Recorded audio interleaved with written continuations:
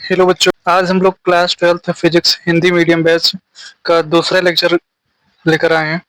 और इस लेक्चर में हम लोग कौन कौन सी चीजें कवर करने वाले हैं। जैसे पहला टॉपिक हम लोग कवर करेंगे आवेश का इलेक्ट्रॉन सिद्धांत। दूसरा हम लोग कवर करेंगे टॉपिक विद्युत के आधार पर वस्तुओं का वर्गीकरण। और अगली जो टॉपिक कवर करना है हम लोग को आवेश की विधियां, आवेशन की विधियां। और तीसरा चौथी जो टॉपिक हम लोग को कूलाम का नियम बहुत इंपॉर्टेंट हो जाता है, जो कि क्लास 12th के लिए। तो चलिए स्टार्ट करते हैं अपना पहला टॉपिक, आवेशन का इलेक्ट्रॉन सिद्धांत। तो आवेशन का इलेक्ट्रॉन सिद्धांत क्या होता है। आवेशन के इलेक्ट्रॉन सिद्धांत के बारे में हम लोग थोड़ा सा जिक्र पहले प्रीवियस वाले लेक्चर में किए थे, अगर आपको याद होगा। तो उसमें हम लोग बात किए थे कि किसी भी वस्तु को आवेशित होने का मुख्य जो कारण होता है वो इलेक्ट्रॉनों का क्या होता है, स्थानांतरण होता है, इलेक्ट्रॉनों का ट्रांसफर होता है। अगर इलेक्ट्रॉन एक वस्तु से दूसरे वस्तु में निकल के जाता है तभी वह वस्तु आवेशित होता है। तो वही यहाँ पर बात की जाती है कि इलेक्ट्रॉनों का आवेशन की विधियों में यहाँ पर भी वही चीजें है कि इस सिद्धांत के अनुसार किसी भी वस्तु को का आवेशित होना पूरी तरीके से इलेक्ट्रॉन के स्थानांतरण पर निर्भर करता है। ठीक है, तो अगर कोई भी वस्तु आवेशित हो रहा है तो उसमें इलेक्ट्रॉनों के स्थानांतरण पर निर्भर करता है कि वह वस्तु आवेशित होगा या नहीं होगा। तो इसे समझने के लिए थोड़ी सी हम लोग को बेसिक जानकारी होना चाहिए, जैसे परमाणु की संरचना के बारे में कि परमाणु की संरचना किस प्रकार से। तो सबसे पहले हम लोग जानते हैं कि प्रत्येक जो भी पदार्थ होता है वह परमाणुओं से मिलकर बना होता है। और परमाणुओं के, यहाँ थोड़ा सा इसको सही कर लीजिएगा, के परमाणुओं के केंद्र में नाभिक होता है। ये हम लोग बेसिक चीजें जानते हैं कि परमाणु कोई है, कोई भी परमाणु है, एटम है, तो उसके केंद्र में एक नाभिक होता है। और इस नाभिक में दो चीजें होती हैं, प्रोटॉन और न्यूट्रॉन। और इसके इस नाभिक के बाहर बाहर, जिसको हम लोग जो है बोलते हैं कक्ष या ऑर्बिट बोलते हैं, क्या बोलते हैं, ऑर्बिट बोलते हैं। और इस ऑर्बिट में कौन घूमता है, इलेक्ट्रॉन घूमता है। ठीक है, तो वही अगली बात की नाभिक में दो कण पाए जाते हैं। एक हमारा प्रोटॉन होता है जिस पर धनावेश होता है, और दूसरा कण जो पाया जाता है वह विद्युत का उदासीन होता है, जो कि क्या होता है, न्यूट्रॉन होता है। तो नाभिक के चारों ओर विभिन्न कक्षाओं में इलेक्ट्रॉन क्या करता है, चक्कर लगाता है, जिस पर ऋण आवेश होता है। तो अगली हम लोग जो है बात की है अभी।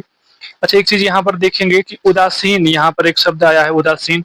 उदासीन का मतलब ये होता है कि सामान्य भाषा में अगर हम लोग बात करें, एक सामान्य उदासीन परमाणु में इलेक्ट्रॉनों की कुल संख्या प्रोटॉनों की कुल संख्या के बराबर होता है।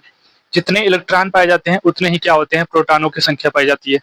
तो जितने इलेक्ट्रॉन उतने प्रोटॉन पाए जाते हैं, और जिसके कारण ये क्या होता है, विद्युत का उदासीन हो जाता है, यानी इस पर कोई आवेश नहीं पाया जाता है। तो यानी कि चूंकि दोनों आवेश बराबर होते हैं और विपरीत होते हैं, एक धनायन होता है, एक हमारा ऋणायन होता है। तो ऋणायन और धनायन होने के कारण जो है हमारा क्या होता है कि यहाँ पर परमाणु विद्युत का उदासीन हो जाता है। ठीक है, तो अगली बात कि अगर ऐसा है तो वस्तुएं आवेशित कैसे होती हैं। तो वस्तुओं के आवेशित होने का जो मुख्य कारण होता है वह इलेक्ट्रॉनों का स्थानांतरण तो होता ही होता है। यानी एक वस्तु से जब दूसरे वस्तु में इलेक्ट्रॉन का आदान प्रदान होता है तभी जाकर वस्तुएं आवेशित होती हैं। वही बात यहाँ की गई है कि जब दो वस्तुओं को आपस में रगड़ा जाता है, यानी कि घर्षण किया जाता है, तो उनके बीच इलेक्ट्रॉनों का आदान प्रदान होता है। और यही आदान प्रदान होने के कारण, और क्योंकि हम लोग जानते हैं कि अगर जैसे मान लीजिए एक वस्तु है ए और दूसरा वस्तु है बी, अगर ये विद्युत का उदासीन है, यानी कि जितना इसमें प्रोटॉन उतना इलेक्ट्रॉन है, और इससे अगर ये भी विद्युत का उदासीन है तो दोनों वहां पर बराबर होंगे, इलेक्ट्रॉन प्रोटॉनों की संख्या बराबर होगी। लेकिन जैसे इन दोनों को रगड़ा गया, यानी कि घर्षण किया गया, तो अगर मान लेते हैं कि इलेक्ट्रॉन इसमें से निकलकर इस पे आ गया, तो यानी कि यहाँ पर इलेक्ट्रॉनों की संख्या क्या हो गई, कम हो गई, यानी प्रोटॉनों की संख्या बढ़ गई। क्योंकि इसमें से इलेक्ट्रॉन निकलकर इस पे आ रहा है, बी वाले पे, ए से निकलकर बी वाले पे जा रहा है इलेक्ट्रॉन। तो जब ए से बी के पास जा रहा है तो यहाँ पर इसमें जो हो जाएगा, इलेक्ट्रॉनों की संख्या क्या हो जाएगी, बढ़ जाएगी, और प्रोटॉनों की संख्या घट जाएगी। जब इलेक्ट्रॉनों की संख्या बढ़ गई, इसमें बी वाले पे बढ़ गई और ए वाले पे घट गई, तो ए पे घटी है तो यानी कि इस पे प्रोटॉन की संख्या बढ़ गई। और प्रोटॉन पे कैसा चार्ज होता है, तो धनावेश होता है। और यहाँ पर बी वाले में इलेक्ट्रॉनों की संख्या बढ़ी है, तो क्योंकि हम लोग जानते हैं कि इलेक्ट्रॉन जो होता है वह ऋणावेशित होता है, यानी कि इस पर कौन सा चार्ज आएगा, ऋणावेश आएगा।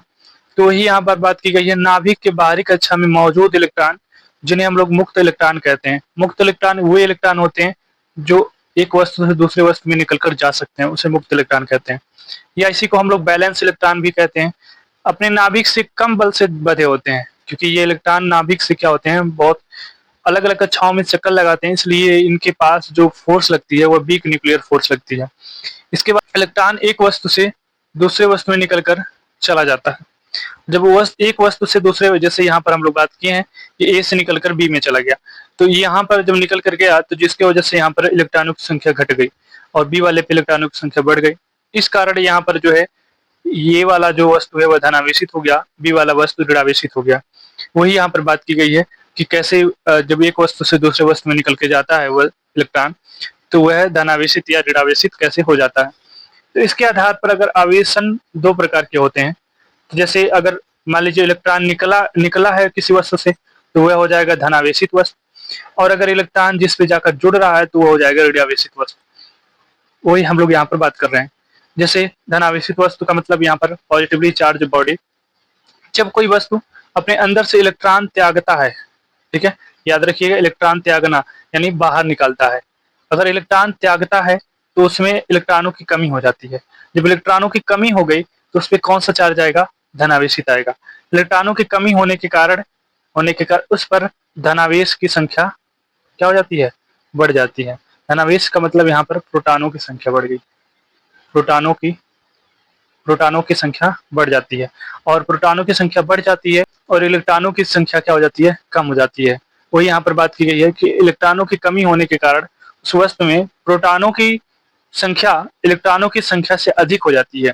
जब इलेक्ट्रॉनों की संख्या कम हो गई तो इलेक्ट्रॉनों की कमी के कारण उस वस्तु पे कौन सा चार्ज आएगा, तो धनावेशित आएगा। जैसे मान लेते हैं कोई ये वस्तु है, अगर यहाँ पर जब ये उदासीन है तो यानी कि इसमें इलेक्ट्रॉन और प्रोटॉनों की संख्या क्या है, बराबर है। जैसे ही अगर यहाँ से इलेक्ट्रॉन ये त्यागा, जैसे एग्जांपल के तौर पे अगर हम लोग जो है इलेक्ट्रॉन मान लेते हैं 12 है और प्रोटॉनों की संख्या इसमें 12 है, तो उदासीन है। और इलेक्ट्रॉन अगर मान लेते हैं 2 इलेक्ट्रॉन यहाँ से यह त्याग दिया, बाहर निकल गए, तो अब इसके पास जो आ जाएगा, ए वस्तु के पास जो आ जाएगा, इलेक्ट्रॉनों की संख्या कितनी हो गई, 10, और प्रोटॉनों की संख्या कितनी है, क्योंकि प्रोटॉन तो नाभिक से जुड़ा हुआ है। जब प्रोटॉन नाभिक से जुड़ा हुआ है, क्योंकि स्ट्रॉन्ग न्यूक्लियर फोर्स से बधे हुए हैं, और इसके कारण इलेक्ट्रॉन यहाँ प्रोटॉन तो निकल नहीं सकता। जब प्रोटॉन नहीं निकल सकता तो यानी कि यहाँ पर जो है क्या हो जाएगा, ये 10 इलेक्ट्रॉन और 10 प्रोटॉन तो उदासीन कर लेगा, लेकिन फिर भी यहाँ पर प्रोटॉनों की संख्या 2 बढ़ गई, 2 प्रोटॉनों की संख्या बढ़ गई, इसलिए ए वाला वस्तु कैसा हो जाएगा, पॉजिटिव चार्ज हो जाएगा, यानी कि धनावेशित वस्तु हो जाएगा। ठीक है, इसी प्रकार ऋणावेशित की बात कर लेते हैं, ऋणावेश की बात कर लेते हैं, नेगेटिवली चार्ज बॉडी। जब कोई वस्तु बाहर से इलेक्ट्रॉन ग्रहण करता है, जैसे उसने त्याग रहा था लेकिन यहाँ पर क्या करेगा, ग्रहण करेगा, यानी कि इलेक्ट्रॉन लेता है, तो उसमें इलेक्ट्रॉनों की संख्या क्या हो जाती है, सामान्य से अधिक हो जाती है। जब सामान्य से अधिक हो जाती है इलेक्ट्रॉनों की संख्या, तो इलेक्ट्रॉनों की अधिकता के कारण उस वस्तु पे ऋणावेश आ जाता है। और यही चीजें यहाँ पर नोट में दिखाया गया है कि इलेक्ट्रॉनों की अधिकता ऋणावेश, यानी इलेक्ट्रॉनों का अधिकता होगा तो ऋणावेश। जैसे ये वो एग्जाम्पल हम लोग लेते हैं, अगर इस पे इलेक्ट्रॉन आकर जुड़ रहे हैं, अगर मान लेते हैं 2 इलेक्ट्रॉन आकर जुड़ गए, पहले उदासीन का कंडीशन लेते हैं, पहले हम लोग जो है उदासीन का कंडीशन लेते हैं। एक मिनट यस, पहले हम लोग उदासीन का कंडीशन लेते हैं कि अगर ये जो है क्या हो, अगर ये विद्युत का उदासीन हो, अगर ये विद्युत का उदासीन हो, तो विद्युत का उदासीन है यानी कि प्रोटॉनों और इलेक्ट्रॉनों की संख्या बराबर है। और जब बराबर है, अगर इस पे 2 इलेक्ट्रॉन बाद में आकर जुड़ गए, अगर 2 इलेक्ट्रॉन बाद में आकर जुड़ गए, मान लेते हैं 10-10, प्रोटॉनों की संख्या इलेक्ट्रॉनों की संख्या 10-10, 2 इलेक्ट्रॉन आकर इस पे जुड़ गए, तो यहाँ पर 2 इलेक्ट्रॉन यहाँ पर जोड़ देते हैं, और जब जुड़ेगा तो यहाँ पर इलेक्ट्रॉनों की संख्या कितनी हो जाएगी, 12, प्रोटॉनों की संख्या कितनी रहेगी, 10।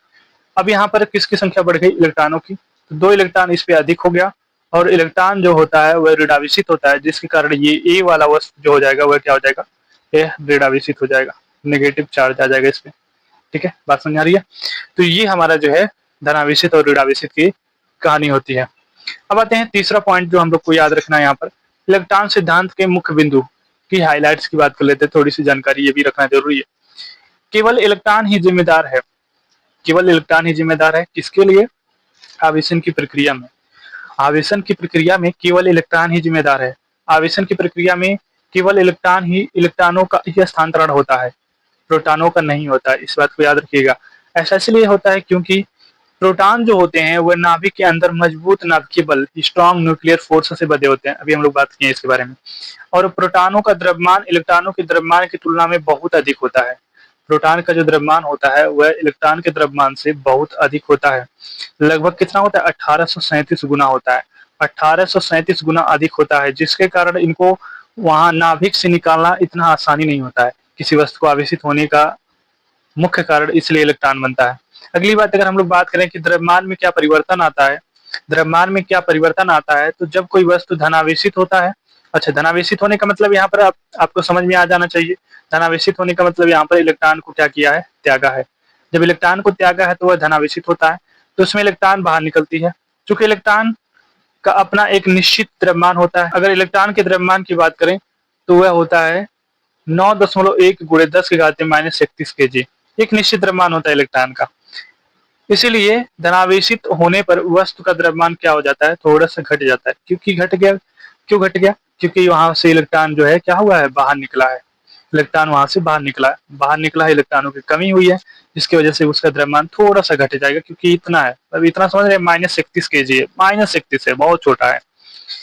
अगली बात ये याद रखना है कि जब कोई वस्तु ऋणावेशित होता है, ऋणावेशित होने का मतलब इलेक्ट्रॉन वहां पर आकर जुड़े हैं। जब इलेक्ट्रॉन आकर जुड़ेगा तो वह इलेक्ट्रॉन ग्रहण किया, यानी कि जुड़ा है आकर, जिससे उसका द्रव्यमान थोड़ा सा बढ़ जाता है। उसके द्रव्यमान क्या हो जाता है? थोड़ा सा बढ़ जाता है। अगली बात ये आपको याद रखना है, थोड़ा सा हम लोग जो है अब एक रिवीजन कर लेते हैं पूरी कहानी का। समरी क्या है? उदासीन अगर कोई कण है, उदासीन कण के लिए इलेक्ट्रॉनों की स्थिति यानी सामान्य होगी, कोई कमी बेसी नहीं होगा। जितने इलेक्ट्रॉन होंगे उतने ही प्रोटॉनों की संख्या होगा। प्रोटॉन और इलेक्ट्रॉन वही इलेक्ट्रॉन जितने प्रोटॉन बराबर होंगे। द्रव्यमान कैसा होगा? तो अपरिवर्तित होगा, क्योंकि वहां पर कोई इलेक्ट्रॉन का हस्तांतरण हुआ ही नहीं है, तो अपरिवर्तित रहेगा। अगर धनावेशित वस्तु हुआ है तो इलेक्ट्रॉनों की स्थिति में इलेक्ट्रॉनों की यानी कि कमी हुई है। इलेक्ट्रॉनों की कमी हुई है तो धनावेशित वस्तु हुआ। तो इलेक्ट्रॉन की कमी हुई है यानी कि प्रोटॉनों की संख्या क्या हो गई? बढ़ गई। और इलेक्ट्रॉनों की संख्या घट गई। और जब इलेक्ट्रॉनों की संख्या घट गई तो वहां पर इलेक्ट्रॉन का कुछ द्रव्यमान होता है। अभी हम लोग बात किए हैं, 9.1 गुणे 10⁻31 केजी होता है इलेक्ट्रॉन का द्रव्यमान। जब इतना, अगर इलेक्ट्रॉन, एक इलेक्ट्रॉन का द्रव्यमान इतना है, तो अगर इलेक्ट्रॉन कुछ भी वहां से निकलेगा तो वह वस्तु का द्रव्यमान क्या हो जाएगा? थोड़ा सा घट जाएगा और इलेक्ट्रॉनों का द्रव्यमान घट जाएगा। अगर ऋणावेशित हो रहा है वस्तु, तो ऋणावेशित होने पर इलेक्ट्रॉनों की अधिकता हुई, और इलेक्ट्रॉनों की अधिकता मतलब प्रोटॉनों की कमी, यानी प्रोटॉन घट गए, इलेक्ट्रॉन बढ़ गया। अब इलेक्ट्रॉन बढ़ा तो यानी कि उसका द्रव्यमान भी बढ़ जाएगा। ठीक है, तो ये चीज है, आप इसको समझ सकते हैं यहाँ पर। अब आते हैं इलेक्ट्रॉन यानी विद्युत के आधार पर वस्तुओं का वर्गीकरण। विद्युत के आधार पर वस्तुओं का अगर हम लोग वर्गीकरण करते हैं, विद्युत के आधार पर वस्तुओं का अगर हम लोग वर्गीकरण करते हैं, तो यहाँ पर जो है, यहाँ पर हम लोग जो है देख सकते हैं विद्युत के आधार पर वस्तुओं का वर्गीकरण या पदार्थों का वर्गीकरण। विद्युत धारा के या आवेश के प्रवाह के आधार पर सभी पदार्थों को मुख्य रूप से 3 भागों में विभाजित किया जा सकता है, 3 भागों में बांटा जा सकता है। इसके अलावा एक विशेष स्थिति जिसको हम लोग परावैद्युत को भी समझा जाता है, अलग से उसको हम लोग समझेंगे। पहला जो इसमें आता है पदार्थों का वर्गीकरण में, वह होता है चालक। क्या होता है? चालक, कंडक्टर इंग्लिश में इसको बोलते हैं। वे पदार्थ जो अपने अंदर से होकर वैद्युत आवेश या इसी को धारा कहते हैं, वैद्युत धारा को आसानी से प्रवाहित होने देते हैं, उसे हम लोग क्या कहते हैं? चालक कहते हैं। यानी ऐसे पदार्थ जिसमें से विद्युत धारा का प्रवाह आसानी से हो जाता है, उसे हम लोग क्या कहते हैं? चालक कहते हैं। जैसे सभी धातुएं, जैसे चांदी हो गया, सोना हो, सॉरी सोना नहीं, तांबा, तांबा हो गया, एल्युमिनियम हो गया। ठीक है, एल्युमिनियम, तांबा, चांदी। ठीक है, मानव शरीर हो गया, अशुद्ध जल और पृथ्वी। पृथ्वी भी होता है, जिनको नहीं पता था तो वो याद रखेंगे पृथ्वी। साथ ही साथ पृथ्वी से जुड़ी एक बात और समझ लीजिएगा, पृथ्वी की जो विद्युत धारिता होती है वो अनंत होती है। चाहे कितना भी आवेश इसमें जाए, ये सबको संभालेगा। अगला पॉइंट याद रखना है, चालकों में बहुत अधिक संख्या में मुक्त इलेक्ट्रॉन पाए जाते हैं, फ्री इलेक्ट्रॉन पाए जाते हैं। और यही मुक्त इलेक्ट्रॉन ही आवेश को एक स्थान से दूसरे स्थान तक ले जाते हैं। यही है वह कारण जो एक वस्तु से दूसरे वस्तु में इलेक्ट्रॉनों का हस्तांतरण करता है, आवेश का हस्तांतरण करता है। यह इलेक्ट्रॉन आवेश को एक जगह से दूसरे जगह तक ले जाते हैं। तो अगला पदार्थ आता है कुचालक या विद्युत रोधी। ठीक है, इंग्लिश में इसको इंसुलेटर बोलते हैं। विद्युत रोधी, रोधी शब्द से याद रखिएगा, रोधी मतलब रुकावट बनाने वाला, यानी विद्युत के मार्ग में जो रुकावट पैदा करे, यानी वे पदार्थ जो अपने अंदर से होकर विद्युत आवेश या विद्युत धारा को आसानी से प्रवाहित नहीं होने देते हैं, उन्हें कुचालक या विद्युतरोधी कहते हैं। जैसे सूखी लकड़ी हो गया, जैसे कांच हो गया, प्लास्टिक हो गया, रबर हो गया, शुद्ध जल हो गया, शुद्ध जल यानी कि अशुद्ध जल, और हीरा हो गया। ये सभी के सभी क्या होते हैं? कुचालक पदार्थ होते हैं। अब आपके दिमाग में यहाँ पर भी एक चीज स्टोर करनी चाहिए, कुचालक पदार्थों में मुक्त इलेक्ट्रॉनों की संख्या क्या होती है? नेगेटिव होती है, यानी कि ना के बराबर होती है, शून्य होती है। इनके सभी इलेक्ट्रॉन अपनी नाभिक के साथ दृढ़ता से बंधे होते हैं, बहुत मजबूती से बंधे होते हैं। यही कारण है कि ये कुचालक होते हैं। अब अगली बात याद रखना है आपको कि सेमीकंडक्टर के बारे में। सेमीकंडक्टर यानी कि अर्धचालक, वे पदार्थ जिनकी वैद्युत चालकता चालकों से कम लेकिन कुचालकों से अधिक होती है। वैद्युत चालकता, चालकता के बारे में हम लोग आगे पढ़ेंगे, यानी कि उसमें कंडक्टिविटी, कितनी कंडक्टिविटी है, यानी कि चलने की क्षमता कितनी है, चालकों से कम होती है, कुचालकों से अधिक होती है। ये बिचौलिया की तरह कार्य करता है, तो उन्हें हम लोग क्या करते हैं? अर्धचालक कहते हैं। जैसे सेमीकंडक्टर में आता है हमारा सिलिकॉन, जर्मेनियम, कार्बन, ये सब क्या होते हैं? सेमीकंडक्टर का उदाहरण है। अब ये भले ही बिचौलिया है, ये बिचौलिया बहुत ज्यादा इंपॉर्टेंस रखता है, क्योंकि ये बिचौलिया ही है जो आज के समय में पूरी दुनिया पे तहलका मचा दिया है। आपके छोटे छोटे डिवाइसें जो होती हैं, इलेक्ट्रॉनिक डिवाइसें, इन्हीं सेमीकंडक्टर पे काम कर रही हैं। आपके जो ईवी इस समय आ रहा है, सेमीकंडक्टर के बिना आगे बढ़ ही नहीं सकता। तो ये बहुत इंपॉर्टेंस रखते हैं। सेमीकंडक्टर का यूज आप सोलर सिस्टम में देख सकते हैं। तो ये बहुत भले ही बिचौलिया है, बहुत इंपॉर्टेंट है। ठीक है, ये खतरनाक है। अब इन कमरे के तापमान पर या कोई अशुद्धियों पर मिलाने पर इनकी चालकता बढ़ जाती है और ये चालक की तरह व्यवहार करने लगते हैं। यहाँ नोट देख लीजिए, परम शून्य ताप पर यानी 0 डिग्री केल्विन पर या -273 डिग्री सेल्सियस पर, जिसको हम लोग परम शून्य ताप कहते हैं, पर कुचालक की तरह ये व्यवहार करते हैं, अर्धचालक। अगला हमारा चौथा जो पदार्थ आता है वह है परावैद्युत पदार्थ, डाइलेक्ट्रिक मटेरियल्स। वे कुचालक पदार्थ जो अपने अंदर से विद्युत धारा का प्रवाह नहीं होने देते, यानी ऐसे कुचालक जो अपने अंदर से विद्युत धारा का प्रवाह तो नहीं होने देते हैं, लेकिन वैद्युत प्रभाव को प्रदर्शित करते हैं। जब इन्हें किसी बाह्य वैद्युत क्षेत्र में यानी बाह्य इलेक्ट्रिक फील्ड में रखा जाता है, तो उनके पृष्ठीय, उनके जो सरफेस होगा, जैसे मान लीजिए एक चालक है, और अगर इसको हम लोग बाह्य वैद्युत क्षेत्र में रख दें, इसको अगर हम लोग बाह्य वैद्युत क्षेत्र में रख दें, तो इसके सरफेस पर एक प्रेरित आवेश उत्पन्न हो जाता है। इसके पृष्ठ पर प्रेरित आवेश उत्पन्न हो जाता है, और यही प्रेरित आवेश जो उत्पन्न होता है, इसी की वजह से वहां पर जो है वैद्युत प्रभाव देखने को मिलता है। तो जैसे में देख सकते हैं यहाँ पर मोम हो गया, कागज, माइका, कांच, ये सब हमारे क्या हो जाते हैं? परावैद्युत पदार्थ आ जाते हैं। ठीक है, तो एक बार हम लोग रिवीजन कर लेते हैं, क्विक रिवीजन कर लेते हैं कि चालकों में क्या होता है। चालकों में अगर मुक्त इलेक्ट्रॉनों की संख्या देखा जाए तो अत्यधिक होता है, बहुत अधिक मात्रा में जो है मुक्त इलेक्ट्रॉन पाए जाते हैं। धारा का प्रवाह की बात की जाए तो चालकों में बहुत आसानी से हो जाता है। उदाहरण में देख सकते हैं तांबा, चांदी, लोहा, ये हमारे क्या हो जाते हैं? चालक हो जाते हैं। कुछ चालकों की बात की जाए तो मुक्त इलेक्ट्रॉनों की संख्या अनुपस्थित होती है, कुछ भी नहीं होता है, जिसकी वजह से यहाँ पर धारा का प्रवाह बिल्कुल नहीं हो पाता है, जैसे रबर हो गया, सूखी लकड़ी हो गई आदि। अर्धचालकों की बात की जाए तो जो मुक्त इलेक्ट्रॉनों की संख्या होती है सामान्य होती है, लेकिन अगर अशुद्धियां और ताप बढ़ाया जाए तो संख्या बढ़ जाती है। धारा का प्रवाह की बात की जाए तो धारा का प्रवाह कम मात्रा में होता है, चालकों से कम मात्रा में होता है। जैसे उदाहरण में देख सकते हैं सिलिकॉन, जर्मेनियम हो गया। ठीक है, तो अगले टॉपिक पे आते हैं, आवेशन की विधियां, मतलब किसी वस्तु को कितनी विधियों से हम लोग आवेशित कर सकते हैं। तो वही बात की गई है, किसी भी उदासीन वस्तु को आवेशित करने की मुख्य 3 विधियां हैं। एक घर्षण विधि, क्योंकि हम लोग नॉर्मल परिभाषा में भी पढ़ लिए थे। दूसरा हमारा होता है चालन विधि, या इसी को स्पर्श द्वारा आवेशन कहा जाता है। तीसरा जो होता है प्रेरण विधि। तो ये 3 विधियों से हम लोग को यहाँ पर पढ़ना है, 3 विधियों से आवेशन की प्रक्रिया होती है। तो आते हैं पहले विधि पे, कैसे होती है घर्षण विधि। घर्षण विधि में क्या होती है कि मैं बता चुका हूँ कि अगर मान लीजिए एक वस्तु ए है और दूसरा वस्तु बी है, ठीक है, और अगर इन दोनों को, क्योंकि अगर ये उदासीन अवस्था में है तो दोनों इलेक्ट्रॉन और प्रोटॉनों की संख्या क्या होंगी, दोनों बराबर होंगे। जैसे 10 है तो 10 इसमें भी होगा। अगर इसमें 12 है, इलेक्ट्रॉनों की संख्या 12 है तो इसमें भी प्रोटॉनों की संख्या 12 होगा। ठीक है? तो जैसे इनको रगड़ा गया, मान लेते हैं कि अगर ए वाली वस्तु से बी वाली वस्तु में 2 इलेक्ट्रॉन निकल कर चला गया। 2 इलेक्ट्रॉन अगर निकल कर चले गए तो यहाँ पर अब जो संख्या ए वाले पे आ जाएगा, वो है 2 इलेक्ट्रॉन कम हो गया यानी 8 बचा इसके पास, और प्रोटॉनों की संख्या तो 10 ही रहेगा क्योंकि नाभिक में वो है। अब इसमें जो बी वाली वस्तु पे आ जाएगा, इलेक्ट्रॉनों की संख्या हो जाएगा 14, क्योंकि 12 था पहले, 14 हो जाएगा। प्रोटॉनों की संख्या तो बढ़ेगा नहीं क्योंकि प्रोटॉन अगर जुड़े नहीं है तो ये प्रोटॉनों की संख्या उतनी ही रहेगी, तो ये 12 ही रहेगी।